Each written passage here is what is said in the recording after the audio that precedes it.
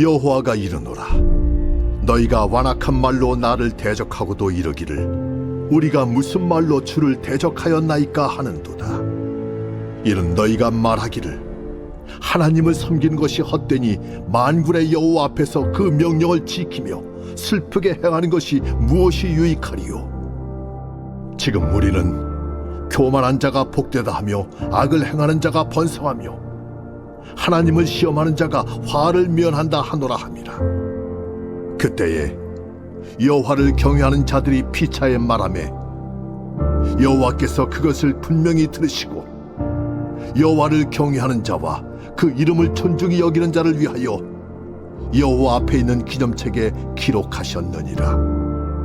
만군의 여호와가 이르노라. 나는 내가 정한 날에 그들을 나의 특별한 소유로 삼을 것이요 또 사람이 자기를 섬기는 아들을 아낀같이 내가 그들을 아끼리니 그때 너희가 돌아와서 의인과 악인을 분별하고 하나님을 섬기는 자와 섬기지 아니하는 자를 분별하리라. 여러분 반갑습니다. 오늘도 큐트로여는 기막힌 하루입니다. 본 말씀 말라기 3장 13절부터 18절의 말씀입니다. 우리는 말에 권세가 있다고 배웠습니다. 말 한마디에 죽기를 결심했던 사람이 살기도 하고 또 말 한마디에 사람이 완전히 무너져 내리기도 합니다. 자, 그런데 정말 중요한 사실은 우리가 하는 말이 우리의 영원한 운명을 결정한다는 것입니다. 우리 입에서 나오는 말을 들어보면 이 사람이 구원받을 사람인지 아닌지를 금방 알 수가 있습니다. 오늘은 이 입술의 말에 대해 우리가 깊이 묵상해 보도록 하겠습니다. 자, 먼저 첫 번째로 나의 말과 나의 운명이 연결되어 있습니다. 자, 오늘 13절의 말씀에 여호와가 이르노라. 너희가 완악한 말로 나를 대적하고도 이르기를 우리가 무슨 말로 주를 대적하였나이까 하는도다 그랬습니다. 신앙생활하는 우리에게 말은 매우 중요합니다. 이 말로 신앙의 성공과 실패가 결정되죠. 마태복음 12장 34절에서 예수님은 바리새인들을 향해 이렇게 말씀하십니다. 독사의 자식들아, 너희는 악하니 어떻게 선한 말을 할 수 있느냐? 이는 마음에 가득한 것을 입으로 말함이라. 자, 지금 예수님께서 하시는 말씀의 뜻이 무엇입니까? 내가 하는 말이 곧 나 자신이라는 것입니다. 내가 완악한 말을 하는 것은 내가 완악하기 때문입니다. 오늘 본문에서도 주님은 너희가 완악한 말로 나를 대적했다고 하십니다. 자, 그런데 이 말씀을 들을 때 이스라엘 백성들의 반응은 무엇이냐면 아니 내가 행위로 하나님을 대적한 것도 아니고 말이 좀 그랬다고 그게 뭐가 그렇게 큰 문제냐 대수롭지 않게 여기는 것입니다. 그러나 주님은 그 사람이 하는 말과 그 사람을 동일하게 보십니다. 말이 그 사람의 품격, 실력, 신앙을 드러냅니다. 그러므로 언어의 변화가 이루어져야 신앙의 변화가 이루어졌다고 말할 수 있는 것입니다. 여러분 성경에 보면 이 말의 영향이 얼마나 대단한 것인지에 대한 말씀이 나옵니다. 잠언서 18장 21절에 보면 죽고 사는 것이 혀의 힘에 달렸나니 혀를 쓰기를 좋아하는 자의 혀의 열매를 먹으리라 라고 하시면서 혀를 잘못 놀리면 그 혀로 인해서 죽을 수 있다고 아주 무서운 경고의 말씀을 하시는 것입니다. 또 마태복음 12장 36절부터 37절의 말씀에 보면 내가 너희에게 이르노니 사람이 무슨 무익한 말을 하든지 심판날의 이에 대하여 신문을 받으리니 내 말로 의롭다함을 받고 내 말로 정죄함을 받으리라 그랬습니다. 자, 우리가 하나님 앞에 서는 날 우리의 믿음과 행위뿐 아니라 우리의 말에 대해서도 하나님의 평가를 받게 된다고 합니다. 그래서 입술의 말이 의로웠던 사람은 의롭다함을 받고 말로써 죄를 지은 사람은 정죄를 받는다고 말씀하십니다. 여러분 이처럼 나의 말이 나의 영원한 운명과 연결되어 있다는 것입니다. 자, 한번 질문해 봅니다. 내가 하는 말이 곧 나라는 것을 알고 있습니까? 말로 인해 상처 받은 것은 무엇이고 내가 다른 사람에게 말로 준 상처는 무엇이 있습니까? 내 언어가 하나님 앞에 서는 날 판단받고 심판받는다는 것을 알고 있습니까? 자, 두 번째로 하나님께서 내가 하는 말을 다 듣고 계십니다. 자, 오늘 16절의 말씀에 그때 여호와를 경외하는 자들이 피차에 말하매 여호와께서 그것을 분명히 들으시고 여호와를 경외하는 자와 그 이름을 존중히 여기는 자를 위하여 여호와 앞에 있는 기념책에 기록하셨느니라 그랬습니다. 자, 방금 읽은 말씀에서 하나님은 우리가 하는 말을 분명히 듣고 계신다고 말씀하십니다. 정말 무서운 말씀이죠. 하나님은 우리의 말을 절대로 흘려 듣지 않으십니다.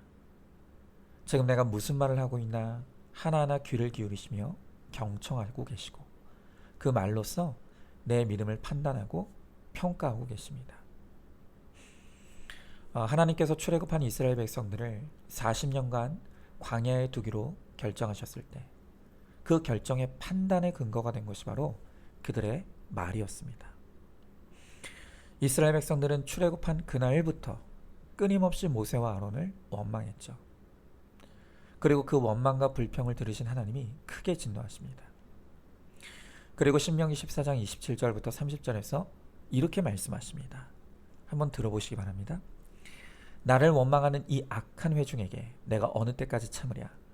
이스라엘 자손이 나를 향하여 원망하는 바 그 원망하는 말을 내가 들었노라. 그들에게 이르기를 여호와의 말씀이 내 삶을 두고 맹세하노라. 너희 말이 내 귀에 들린 대로 내가 너희에게 행하리니 너희 시체가 이 광야에 엎드러질 것이라.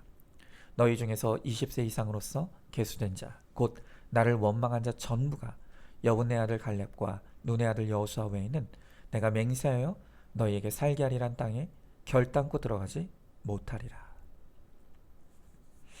자, 하나님께서 이스라엘이 땅에서 하는 원망의 소리를 다 들으셨다고 합니다.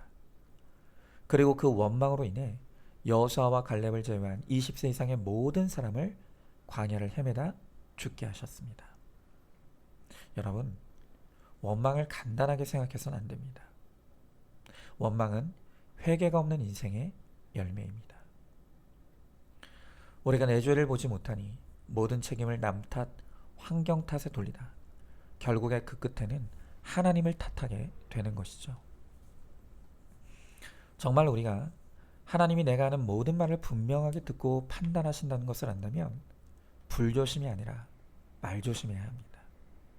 여러분, 특별히 우리 인생의 광야에서 우리가 고백해야 될 것은 원망 불평이 아니라 감사입니다.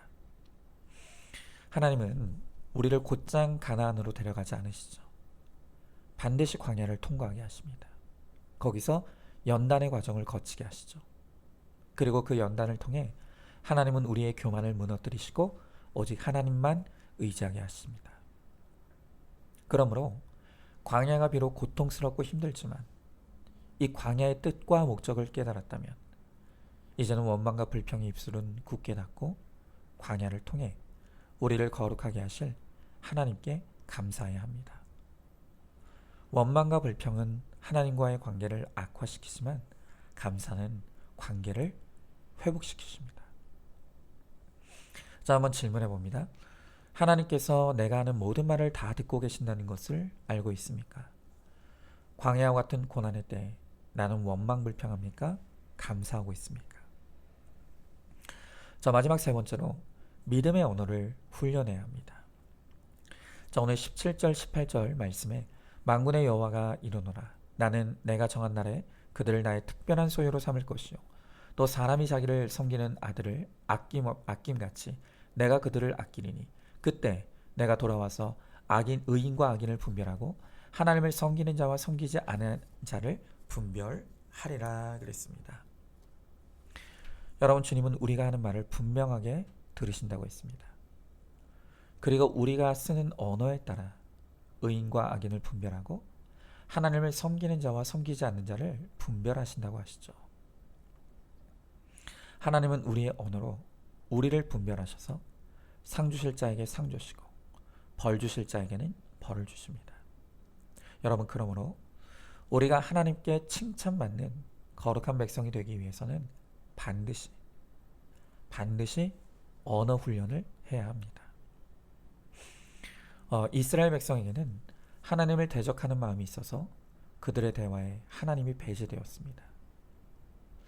여러분은 평소에 사람들과 어떤 대화를 주로 나누십니까? 우리의 대화 가운데 하나님이 많이 언급됩니까? 아니면 돈이 많이 언급됩니까? 만약 날마다 돈에 대해 이야기한다면 그것이 바로 하나님을 대적하는 것입니다. 모든 것을 돈으로 해석하는데 그 속에 하나님이 계시겠습니까? 우리의 대화의 모든 주제의 중심이 하나님이 되어야 합니다. 종교개혁자 존 칼빈은 비가 내리는 것을 보면서 하나님이 비를 내리시네 라고 말했습니다. 여러분, 이렇게 모든 사건과 사물 그리고 일 가운데 하나님을 모시고 하나님의 말씀을 중심에 둬야 합니다. 여러분, 생각해 보십시오. 매사에 하나님과 그분의 말씀을 중심에 두는데 우리가 함부로 남을 비난할 수 있겠습니까? 뒷담화할 수 있겠습니까? 그런데 우리가 이렇게 거룩한 언어를 쓰고 거룩한 대화를 하려면 먼저 침묵하는 법부터 배워야 합니다. 하나님께서 입은 하나만 만드시고 귀를 2개를 만드신 이유는 말은 적게 하고 듣기는 많이 하라는 것이 하나님의 뜻이라고 합니다. 여러분, 큐티야말로 말은 적게 하고 듣는 것을 많이 하는데 최고의 훈련입니다. 하나님의 음성을 들으려면 침묵하는 훈련을 해야 합니다. 입은 굳게 닫고 또 시끄럽게 떠들면서 하나님의 음성을 들을 수 없게 우리가 침묵하는 훈련을 해야 하는 것입니다. 여러분, 큐티를 통해 침묵을 배우면 안식이 옵니다. 말을 할 때는 영혼이 혼란한데 잠잠히 있으면 안식이 오죠. 말을 할 때는 영혼의 평온을 경험할 수 없습니다. 우리가 아무것도 하지 않고 말씀의 자리에서 잠잠히 머물러 있으면 우리의 혼란했던 감정과 생각이 가라앉고 오직 하나님께만 집중할 수 있게 됩니다. 바로 그때 영혼이 평온해져 영적으로 회복이 이루어지는 것입니다. 여러분, 물론 처음부터 이게 쉽게 되는 것은 아닙니다. 그래서 훈련이 필요하다고 하는 것입니다. 어떤 분들은요, 가만히 있으면 좀이 쑤셔서 견디지 못하는 사람들이 있습니다. 또 가만히 있는 것을 불안해하시는 사람들도 많습니다. 침묵하는 훈련이 되지 않았기 때문입니다. 여러분, 처음부터 많이 할 필요도 없습니다. 하루에 단 5분이라도 하나님의 말씀 앞에서 잠잠히 큐티하며 침묵해 보십시오. 그러면 주님께서 어느새 우리의 생각도 마음도 언어도 거룩하게 변화시켜 주실 것입니다. 자, 한번 질문해 봅니다. 듣기보다는 말하는 것에 치우쳐 있지 않습니까? 주로 어떤 주제로 사람들과 대화합니까? 매일의 큐티야말로 거룩한 언어를 배우는 최고의 훈련 장소임을 알고 있습니까? 내 문제와 사건을 말씀의 자리로 가져와서 하나님의 뜻을 묻고 해석받아 내가 깨달은 것을 사람들과 나누시기 바랍니다. 자, 오늘도 12월 30일 보석상자입니다. 부활의 주님은 죽음을 이기시고 가장 먼저 평강을 선물로 주셨습니다. 삶의 파도가 밀려올 때 부활의 주님을 붙들고 안식하시기 바랍니다. 안식할 때 평강이 찾아옵니다. 아멘. 우리 함께 기도하겠습니다. 주님,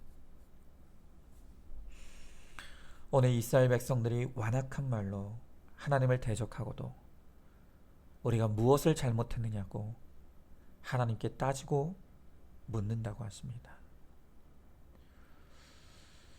오늘 주님께서 우리의 입은 굳게 닫고 듣기는 속히 안 하고 입은 하나만 창조하시고 귀는 2개를 만들어 주셨다고 합니다.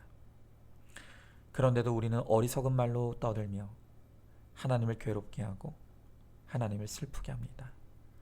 또 사람에게 상처와 아픔을 줍니다. 주님, 이토록 악한 우리의 입술의 죄를 우리가 하나님 앞에 철저하게 회개하게 하시고 이제는 정말 우리의 입술을 주님의 발 앞에 내려놓고 오직 하나님의 말씀 앞에서 우리의 입술의 악과 죄를 회개함으로 정말 이제는 우리의 입술이 주님의 말씀을 증거하는 일에 쓰임받는 거룩한 도구가 되게 하시고 사람들에게는 생명의 언어를 전달하는 사명의 도구가 되게 하여 주시옵소서.